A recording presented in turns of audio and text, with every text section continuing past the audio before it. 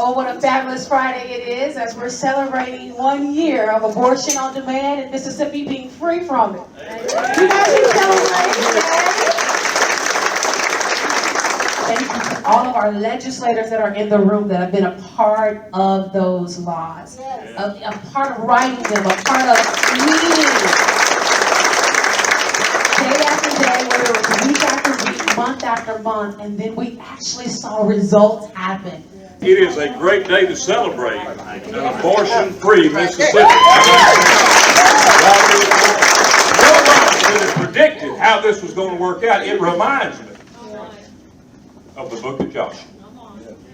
And it reminds me how Joshua was called to lead God's people after Moses passed away, to lead God's people into the promised land. And you know what he was called to do? He wasn't called to go there and put his hands in his pockets and just hope and pray everything worked. He was called to fight.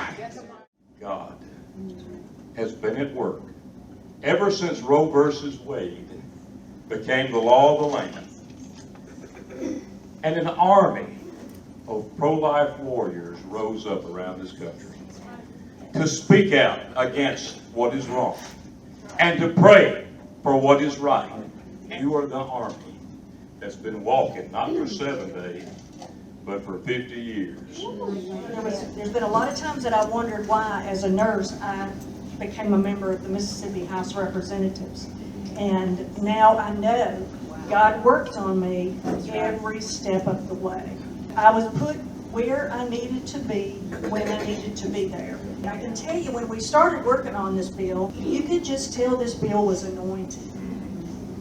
I even stood up and said in a House caucus meeting, I didn't want to do another bill because this one is going to the Supreme Court. Of course, everybody thought I was nuts, but I did feel this bill was going. That was after Mitt Romney had lost, you know. And there was an autopsy report came out that said all the things that the Republicans needed to do to win big offices. And one of the things that they said we needed to do, I believe, was stay away from social issues. And all I can say is thank God that we didn't listen. Amen. Everybody's like, oh, you know, you're going to get litigated. Well, let me tell you something. If you're afraid of litigation, you have no business in the legislature. You have no business in the legislature. The country is in decline. Culturally, morally, just about every way we can measure, we are in decline. But if there's a place we can still fight back, it's Mississippi. If there's any place we can hold the line, it's here. That's when we must hold the line here. Christians are being persecuted. Make no mistake about that. We are an ostracized class now, but not here.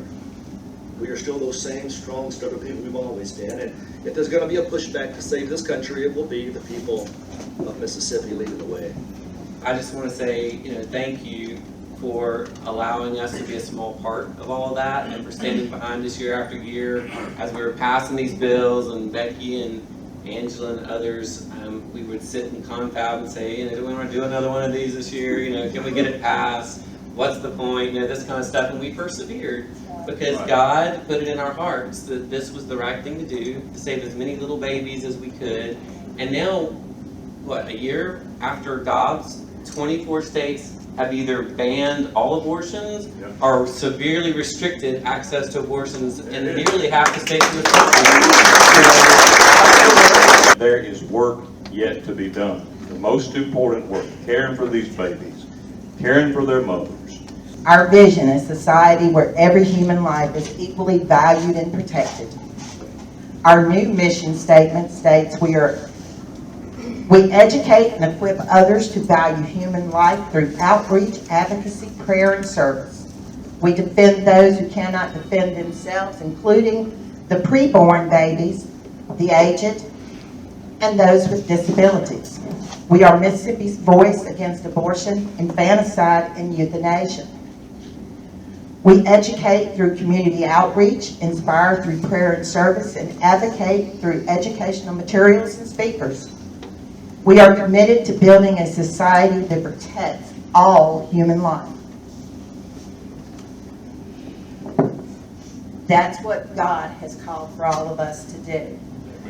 We are also reaching out to our churches, and we are telling them, join us and help us be what God has called for all of us to do, to take care of the widows and orphans, and let's help support it. Let's not rely on our government to do it. Thank you.